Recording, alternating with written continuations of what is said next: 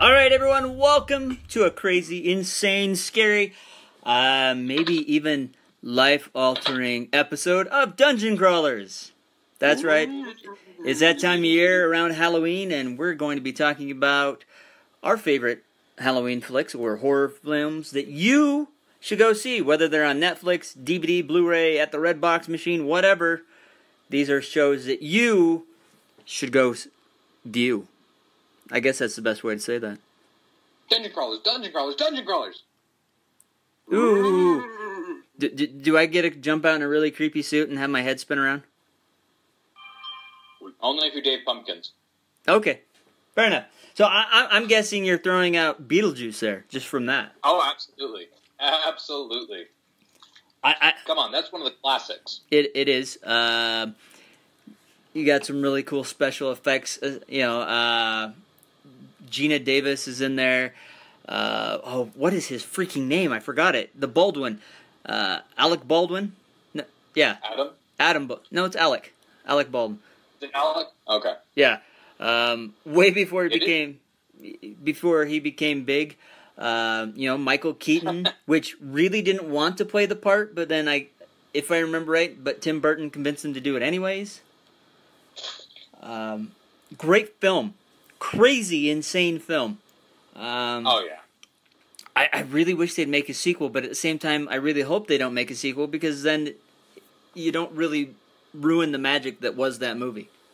They would definitely have to bring Tim Burton back, because nobody can do what Tim Burton does. No, and nobody. Yeah, and you definitely have to have Danny Elfman involved to get the right soundtrack, because I don't think there's a single Tim Burton film out there that doesn't have Danny Elfman from Oingo Boingo that has done the soundtrack, because Oingo Boingo has that sound, and Danny Elfman has that sound that's just perfect for a Tim Burton film. Oh yeah. There's some like Steven Spielberg and John Williams. They just go together. Yeah. Yes. As well as John Williams and George Lucas. So those other soundtracks haven't been that great either. However, all right. Yeah. So what other horror films should they see? I mean, the new It is definitely on, I would say, on the list. That's a fantastic film. Definitely not for little kids. But creepy in its own right.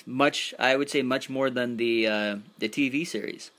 What about the new one really captured you on this one, Dan? Well, the new one, Pennywise. Nothing against the old Pennywise that Tim Curry put together, because Tim Curry. I mean, Tim Curry as the demon in Legends, fantastic, amazing. Oh, yeah.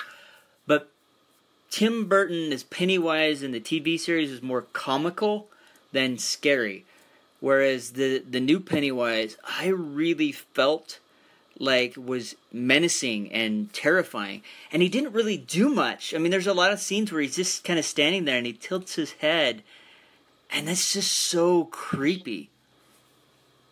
Yeah. So and they were able to, because of technology and that, they were able to do a lot more with the character than they could in the TV series as well. Was there anything about this new movie that brought you down a little bit? There were some minor changes that they made. There was no Tim Curry. That's what brought me down personally. What was it, Scott? There was no Tim Curry. That's what brought me down personally. But yeah. he sort of showed up. His head was in the Pennywise head from the TV series was in the clown room. So he sort of was in there. There was, just with the storyline, there was a few things that they changed or tweaked, which confused me, and I know it was Scott as well, which I hope they answer in the second one, where they're all adults. But it is only a partial story, so hopefully when we get the whole story, things will connect and it'll be okay. True. Yeah, something with this, I guess you'd have to wait for the other one to come out to catch all the holes. Yes. So I agree with you guys. It was an awesome one. Really, really just grabbed me from the get-go, especially, like we said, with Pennywise. He was very menacing. I liked how there was almost more interaction between him and the kids. Maybe I just need to see the old one again, though. But like that, when they hit him in the head, and you can see that okay, he's not going to die from that, but he's definitely hurt a little bit. Yeah. But it was awesomely creepy how, okay, now you know that that's not enough to kill him. Now, yeah, I'm scared. Yes. I hated how they had a catchphrase before they even started a catchphrase, though. Yeah. That bugged me through the whole thing, how we all float, but there's no origin for why they're all floating. Well, and it's a great origin in the book, but that's in the book. Yeah. Yeah, but you gotta introduce it. Like I feel like the first one introduced it. Does it float? Or just suddenly I feel like in this one he was like, oh, guess what? Everything floats down here. Well, I think part of it is they're playing off the fact that we all know that. They didn't really need to tell that. Yeah. And as much as I get that, I feel like they're still supposed to. Yeah, and we may get that in the adult portion. That's kind of the thing that I liked about this is they were taking it from a child's perspective. And as a child, maybe they can't recant all these details as well as an adult can. So we're missing out on a few of those things. Maybe as adults, we'll see some flashback scenes where they do recount those things. I don't know. Or maybe it's just dropped out. Sometimes that's not that important, so they drop it out of the script. True. All right. Yeah. What are some other films? What are some other terrifying films? I know of quite a few that I can list off. Well, Baron has some. I've been on a scary movie streak. Yes. So I've got a few that I've watched recently, and I've got some favorites. I've got some not so favorites out of them too. All right. I'm just going to let you know all the six that I've watched recently. Most recent ones: Amityville Horror, Halloween. Both of those are the older ones, the 70s, 79 and 78 version. The Evil in Us, yeah. Child's Play, 28 Weeks Later, and American Psycho. Nice. I gotta say, my least favorite in that one is The Evil in Us. Even though the first 3/4 of the movie were actually really good. Yeah. Especially when the kids started going crazy. If you don't know the premise of the movie, it's been out for a little while, a few years, so I'm not too worried about spoilers. So basically somebody, a bad scientist guy, has put a neurotoxic drug, or a virus anyways, and has attached it to illicit drugs that teenagers are having fun with, cocaine, marijuana, stuff like that. And so when these kids go to this cabin, of course, they're going to the cabin. It's got the same elements your basic scary movies, and the kids that are being immoral are the first ones to go. But yeah, and so they all get out there, and the interaction between them, the way they go crazy, the cinematography that portrays that, excellent. The last 15 minutes of it was absolutely terrible. It felt like they were trying to stretch it to meet a maximum, to meet a time limit. It felt like the scripting was terrible. The cinematography just dropped off the edge. It was almost like the last 15 minutes everyone went on strike and someone decided to finish it themselves, doing the best that they thought they could do. Ouch. But as for the rest of these movies, the rest of them I feel like stood up fairly well. 28 Weeks Later, great zombie movie.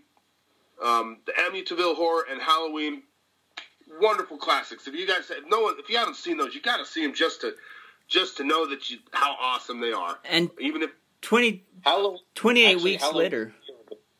Oh, sorry, go on, Dan. I was going to say 28 weeks.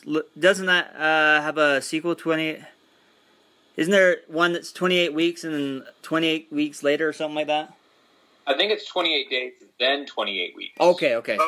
Yeah. I know there's some connection there, but yeah, definitely a good creepy horror zombie movie.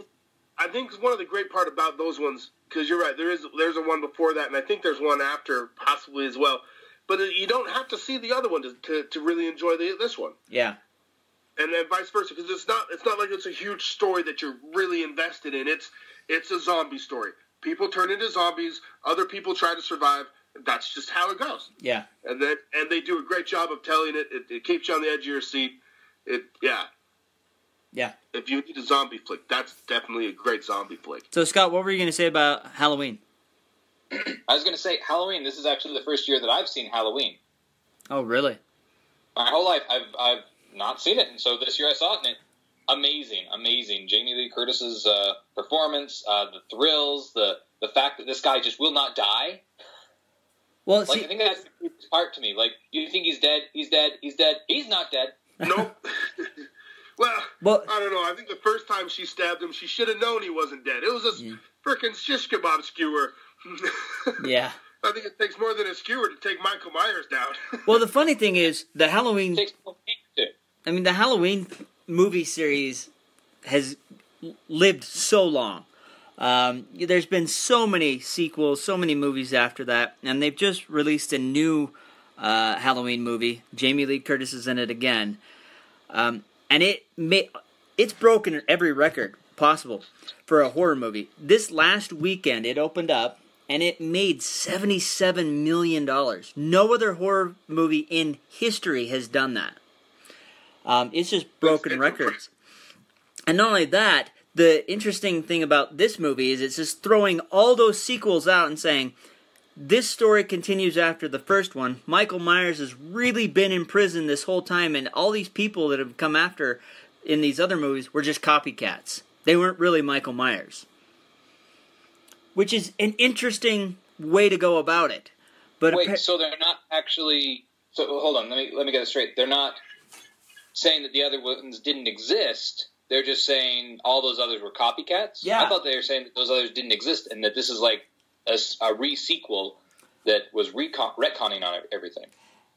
Maybe that is it. Let me just double check. I'm just trying to figure out, because I've heard where it was copycats. Either way, I think it's fantastic what they've done here. They're just like, okay, we're just scrapping all this crap. We're going with this storyline. We're going to make it awesome. And apparently, people were eating it up.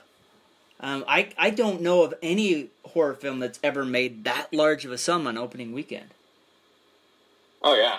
Well, see, and something you explained to me right before the show a little bit was something I missed when I was watching that movie originally, and that's that Jamie Lee Curtis is Michael Myers' younger sister. Yes. And see, and I missed that part, and so that makes that changed the whole movie once I realized that, realizing, oh, that was also her mom's tombstone sitting at the head of the bed that her friend was laying on. Yeah. Well, also, they didn't reveal that until the sequel. And so with this new movie, if I'm understanding correctly, Dan's double-checking to see if they retconned everything. But if I understand correctly, she didn't know that to the sequel, so that means in this new movie, they might not be brother and sister. No, it still says they are. Because part of the first film is she is his sister. Oh, okay. Yeah, she changes her name after the murder and gets away, and that's so... See, there must have been a part that I missed in the beginning. But honestly, it's the parts where somebody's getting stabbed that I'm most likely to pay attention. Yeah. That's important, Baron. That's very important. That's usually the part where, the music gets loud. What's that? Ooh, chocolate syrup in a bathtub. All right, Scott, yeah, you are correct. They are ignoring all the previous sequels, even the ones that Jamie Lee Curtis has been in. So apparently those are from an alternate reality. Yeah, because Jamie Lee Curtis died in one of those, I believe. Like, her character actually died. No, she faked her death. Oh. Yeah, right. She was in the most recent one just before this one. So, let's see. So yeah, either way, still fantastic that this iconic character Michael Myers is running around in a William Shatner mask that's painted white is still just as iconic and pertinent as it was when it came out in 1978. Oh, yeah. And it's something that's menacing and creepy, but yet at the same time, I mean, you look at the costume itself, okay, he's in a jumper suit with with a mask. It's not that scary. But the way that he holds himself, the way that he is just so silent and emotionless, I mean, yeah, the way they pulled off Michael Myers and how he's still such an iconic evil villain is really, really cool. Well, I think the thing that sets it up always for this film is, you're right, he doesn't say a word. He never speaks, but you always hear that piano solo that comes along with whenever he shows up. And the breathing. Yeah. You know, it's just like Darth Vader. You know, we don't need to see Vader. We just hear that heavy breathing apparatus go off, and we know what's going to happen next. You know, kind of referring back to Rogue One, that dark hallway, and suddenly you hear that breathing. Everyone knew exactly what was going to happen in that moment, and I think we get the same thing with Michael Myers. We had that piano thing, and we hear that breathing, and it's like, okay, someone's going to die now. Yep. Yeah. And I think they kind of use that same thing for Jason Voorhees from Friday the 13th. He doesn't speak either. We got another guy in a mask that kills people running around, super creepy. Leatherface is another one. All three of those franchises have still continued on throughout the day, and they're great films. They are somewhat hokey at some points. Especially the Jason ones when somehow he's in space, and there's robots and junk. Sometimes you just need a classic, cheesy horror movie, though, right? Yeah, but even then, I really loved Freddy vs. Jason. That was fantastic. You know, we had Nightmare on Elm Street. That lasted for a while. They pulled in, you know, they wanted the big Titanic battle. Who would win, Jason Voorhees or Freddy Krueger? We got to see that. That was fun. It would have been really cool if they could have brought in Ash Williams from Evil Dead and Army of Darkness to add into that. But but still, it's really interesting how horror movies have still continued to this day, where people still love to be scared. People still want to go see those movies, even though...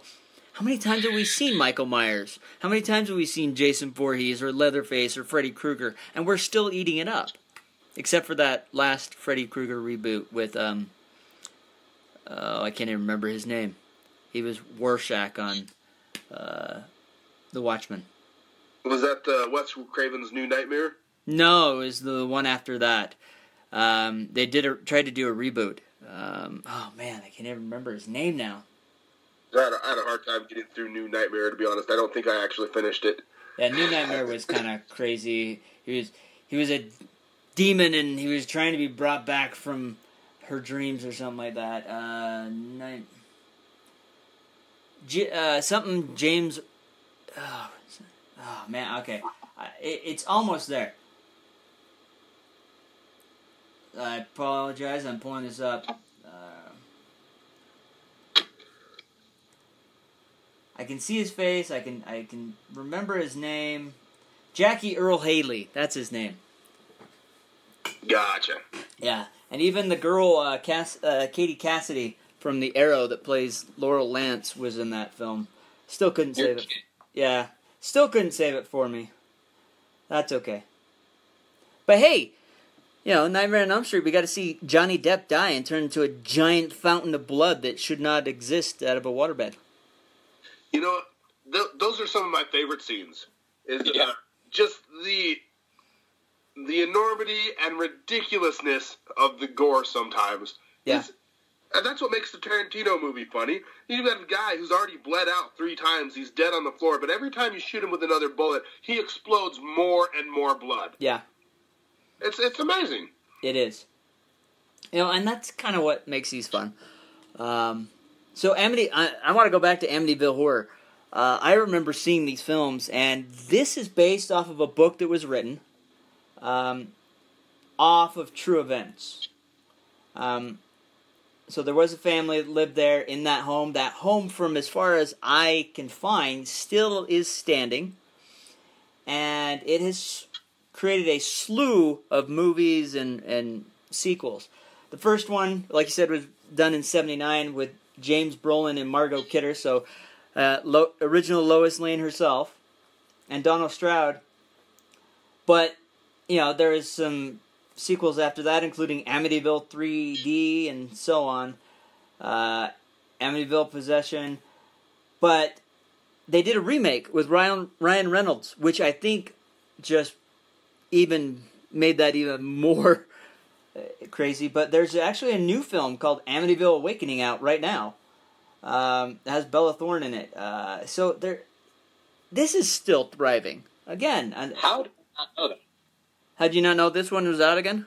A new one? Yeah. Yeah, I saw it. It's just interesting. Again, here's a film based off of a book that was written by a couple that experienced this phenomena. All right, the Lutz family went through, and you just have to wonder: was this just a story made up? Was it something that really happened? If it is something that really happened, why? Why? What's going on where this house is? Is it on some Indian burial ground? Yeah, whatever. Well, there's a well there. I mean, it tells you in the first one what happened there. There was, I guess, a warlock or whatever who was condemned back in the witch trials or something like that. And he had a well that he built his house on top of. And it says in the first movie, and this is where I knew there'd be a second one, they got to cover the well. They got to seal it up. Got to seal it. And he falls in it at the end, and his dog helps pull him out, and then they run away. Mm-hmm. It never got sealed up. Yeah. Someone else is going to buy that house because people are dumb. We all know that. Yeah. And if the people who buy the house aren't married and are immoral, then they die. I need to see that movie now. It's a fantastic movie. Even the remake with Ryan Reynolds, I feel was done really well. It definitely went. Is that the 2005 one then? Yeah, it definitely went a lot more over the top than the original did, just because special effects and stuff like that. But I really enjoyed. It is creepy, but I did really enjoy that. Sometimes I'm torn over special effects. Huh? Because there are times I feel like the special effects they did with puppets and props and zooming in and slowing down the explosions, sometimes I feel like the older way of doing props and special effects was superior in many ways to what we do today. Yeah. But not in every case. But in some of these horror flicks, I definitely feel that way. Because when you see what looks like real blood versus when you see somebody with corn syrup, there's a big difference. Especially in those movies where the character's covered in blood all the time. Blood dries up. Yeah. That really throws me off. Is when you've been covered in that blood for 3 hours and it's still running? No, it'd be all crusty and dry, and you would look weird, and you'd probably look even creepier than if it was fresh blood. But I don't know. It's just some people can't figure that one out. Well, see, you're forgetting the single most important fact. It's supernatural blood, so it can stay that way. Okay. I never realized blood was supernatural. I figured everybody's blood was the same. Well, in the movies. Anybody in a supernatural movie has supernatural blood. Yeah. That's called the script. Yeah, I guess you'd be using the wrong type of blood for the wrong movie, huh? Yeah. I mean, it is definitely interesting.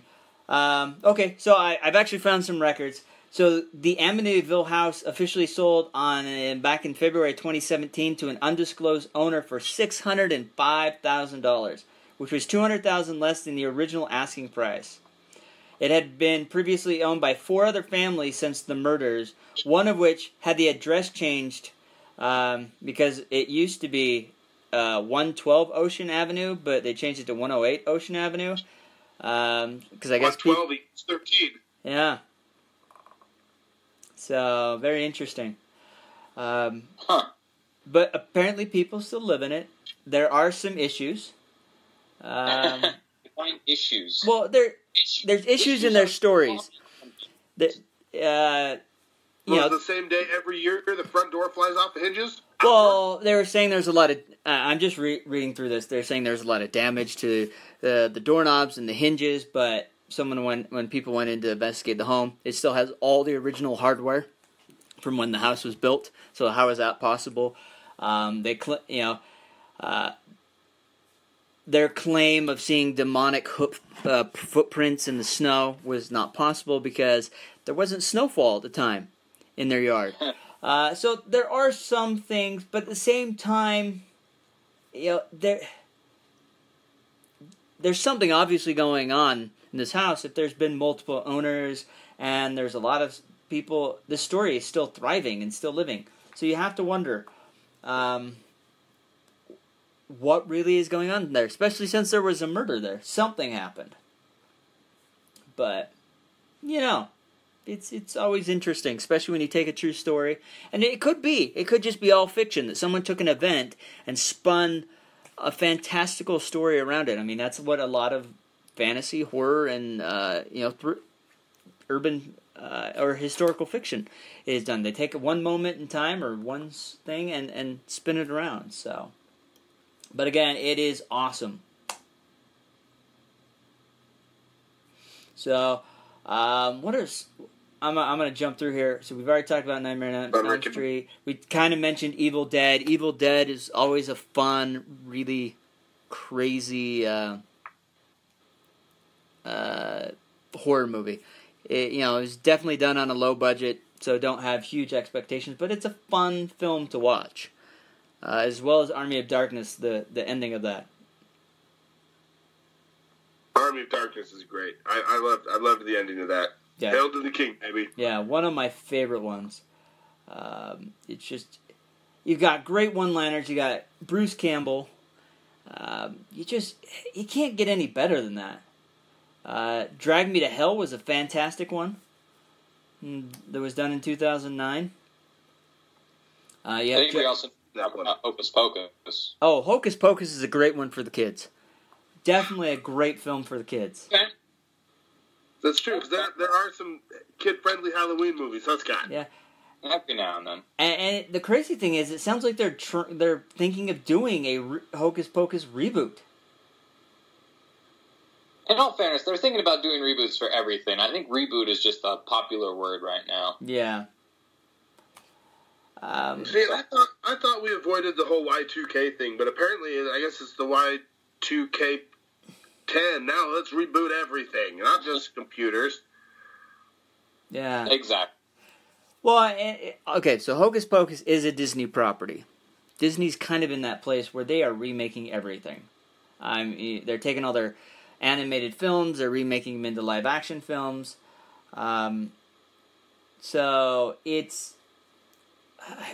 I would love to see something new and original, or even a sequel. Instead of doing this weird reboot process. It's like, who cares? Right? Yeah. I mean, movies are not real estate. You don't have to remodel them every few years. Correct. They hold up through time. They do. A lot better. They think they do. And I think in some cases you could probably even, I don't know, why not every 10, 15 years come out with something classic on DVD again like they used to, and, because, every 10 years or so you're like, oh, you got a whole new group of, a whole new generation, basically, that's grown up and realized, hey, I don't own the Indiana Jones trilogy. Yeah. Trilogy, not quadrilogy or whatever that'd be. Yes, that fourth was, yes. Yeah. And so then that person's going to need to buy it. Yeah. They can still make money off it. But they don't want to just make money from that one person. They want to make money from everyone. And while we're talking about reboots, we might as well mention one of my favorite franchises, Ghostbusters. Yes. 1, 2, and their decision to reboot. So I definitely think number one definitely is a Halloween movie. Number 2 is more of a Christmas movie, so I'm not going to go there. But number 1 for sure, like classic Halloween right there. Yeah. Definitely. And the reboot is just, don't even bother. It depends. It's for younger kids. Actually, younger kids seem to enjoy the new one better. Of course, it's popular. So it's a millennial edition. Yeah, I like that. Ghostbusters, the millennial edition. I like that. That's a good tag. So yeah, I think that those are classic good movies for the Halloween season. Yeah. I saw Child's Play for the first time this season. Oh, that's a classic. So you seen the original? Yes, Child's Play. I have. And that is ingrained into pop culture so much it even showed up in Ready Player One. Yeah. Just like The Shining. the whole Goosebumps movie that's out now, or maybe not this one, but I know the first one with Jack Black. It's basically all it is. Yeah. Well, yeah, the puppet, the marionette puppet, or not not the marionette. It's a ventriloquist dummy. Yeah. Yeah. Which is basically a kid's doll. Yeah. For creepy older adults. No, well, and Goosebumps is a great example of another fun Halloween movie for kids. It's still creepy and scary enough, but it's not overwhelming. You know, some kids may never eat gummy bears again because of that movie, but it's still fun and hilarious. You know, we like The Shining. That's a creepy film. Nothing like the book. I mean, they went way off base, but Jack Nicholson did a fantastic job in that film. The way that guy portrays insanity, I'm almost convinced that he is. Oh yeah. It's almost too good to be just like, no, that's not an act. He's really just tapping into a side of his personality. He probably tries not to show other people, like his wife and his kids, when he comes home and he's licking the edge of an axe. I better not do that in front of them. I gotta save that for the screen. Which is why I think he was a fantastic casting for Batman when he was the Joker, because he was insane and crazy, and it fits so perfect. Yeah, he's happy, he's crazy, he's gonna have a good time being crazy, but you better not piss him off, because then it'll get really, really bad. Yeah. Or dead. Yeah. I mean, he has, like Tim Curry, he's got that amazing ability to be really, really evil. Yeah. Yeah, I agree. Wow, we've already gone 30 minutes. So, I'm going to list off a couple other ones real quick. I know I mentioned... Huh? Honorable mentions. Well, yeah, I mean, I know I mentioned The Indian Burial Ground, Poltergeist, those movies. Oh, scary as all can be. You know, Carolyn. American Psycho was a good one. American Psycho. Yep. John Carpenter's The Thing. With Russell Crowe, or not Russell Crowe, Kurt Russell. Oh my gosh, fantastic, super creepy. Carrie, The Ring. I mean, I wasn't a huge fan of it, but it is still a scary, freaky movie. Something that impressed me about The Ring was how they took what seemed like a very ridiculous plot of a killer VHS tape, and they actually made it a menacing, scary. Don't watch that type of movie. Yeah. I agree. Kind of along the same lines of that one, though, is The Grudge. Yep. Yeah, and those are both Japanese imports that they came over and remade and Americanized. And if you can find the Japanese makes, they are. I want to say the one of The Grudge, the Japanese version, is like so much scary. They're 10 times more scary. Just like The Woman in Black that Daniel Radcliffe was in. Again, another Japanese import that they remade. Man, those are just freaky movies. The Japanese know how to be scary. Well, the Japanese and demons are just—it's something that's ingrained in their culture, and so they really know how to pull out the demons in their movies, which is fantastic. The Conjuring, Hellraiser. You know, as much as The Fly doesn't seem so much, it is kind of one of those Halloween horror ones, especially if you're going back to the old Vincent Price. Vincent Price, not Jeff Goldblum. Jeff Goldblum is good, but the Vincent Price one, there is just something about Vincent Price, his acting ability, and his voice. I mean, that's why he was pulled into the Thriller movie video, or music video, because of his voice. I mean, it was just so iconic. There's no one who's ever even replaced him. As far as I'm aware, there's no Vincent Price of our time. No, there isn't. No. We're still lacking that amazing, scary... it wasn't him saying that line, I guess, but still, you know, there's nobody that can say stuff and make you go, "Oh crap, I could die." Yeah.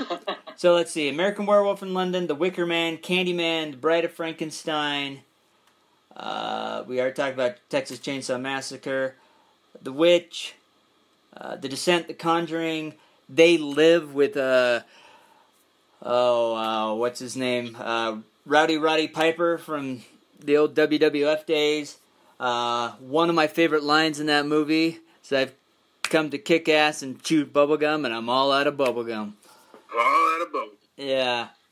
That's a great one as well. So Dusk Till Dawn. yeah. Dusk Till Dawn was a great vampire movie, I thought. Yes, very much so. Another one that's just over the top with their use of blood and the way it never dries, but it's amazing film. Yes. So, Scott, any others you want to throw in here real quick before we jump off, because we've gone over?